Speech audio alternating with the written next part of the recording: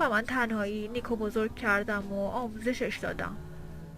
انسان بزرگ و مهربونی هستی جکی. هر کسی نمیتونست مشکلاتی مثل تو رو پشت سر بگذرونه و بازم بزرگمنش و مهربون باقی بمونه.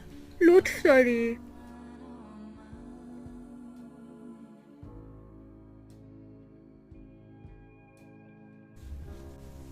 شب بخیر. شب بخیر کارول.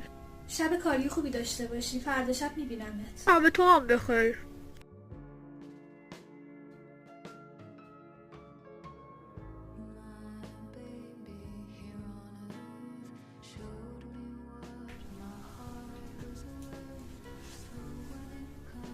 کارول وقت صبحونه است، خوشحال میشم بهمون بپیوندی.